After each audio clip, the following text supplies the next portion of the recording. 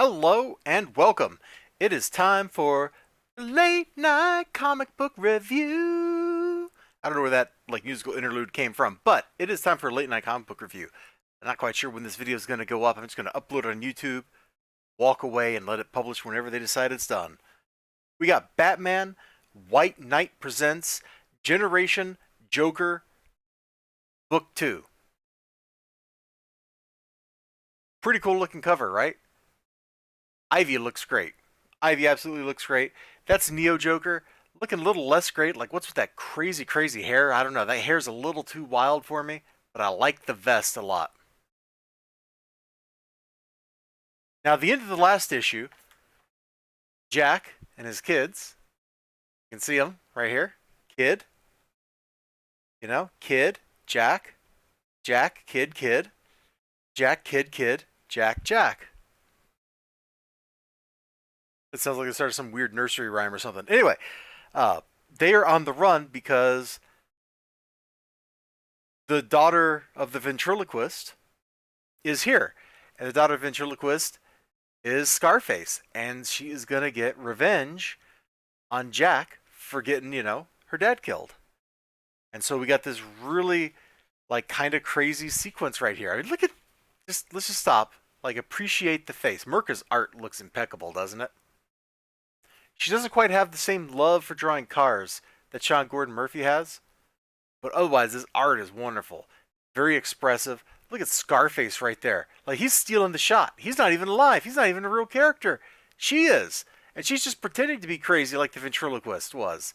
Look at Scarface. He's all like, yeah, I'm Scarface. Well, guess what, Jack? It's time to pay the check. So the kids, drop a hint for Jack. Boom. He'll drive over everyone. Dad. He'll make himself a door. Dad. I like the friction between the kids who don't know their father and the program, the simulation that's trying to be their father.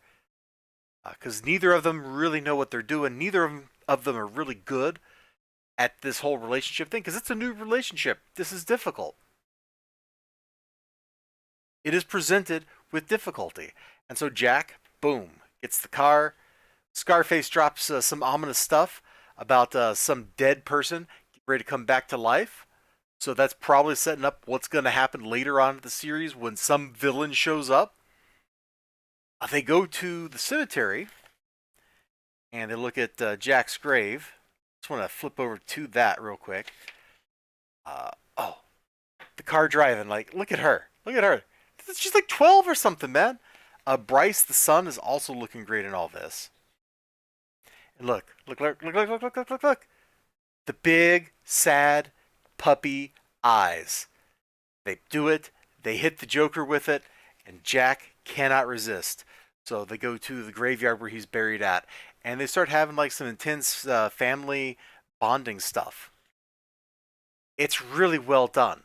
I have spent all of my pages that I I try to limit myself to 5 pages or something. I think I've spent them all at this point showing you just that family dynamic stuff, and it is fantastic. Harley, Neo Joker, and Ivy, they got some great stuff going on. I call her Harvey. Harley and Neo Joker, they have some great bits because they kind of team up after this. And I really just want to show off this bit of Ivy. It's down here in the bottom right corner of this page because that's just a gorgeous looking piece of art right there. It's fantastic. I wish I had better lighting in here so you could see it closer to true color and not so yellow tinted by all the artificial light. But that's what I got going on. And so they're on the trail of the kids.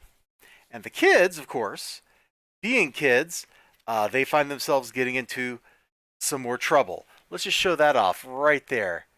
And there's some other shenanigans. They introduced the Wonder Woman character, Agent Prince.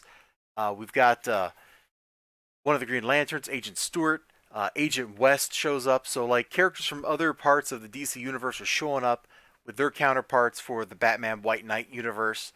I'm not quite sure why we're pulling all that stuff in, and they're kind of hinting that Bruce is working on a Superman project or something from some art in the background of one of the panels. But that all, I'm sure that'll pay off down the road. Right now, it's not paying off yet, but we'll get there, I'm sure. This was an absolute blast. There's a lot going on here, and I really liked watching the dynamic between the father and the children because it felt fairly real. And that's something you don't see a whole lot of in any media anymore, is that kind of real family interaction where people don't get along,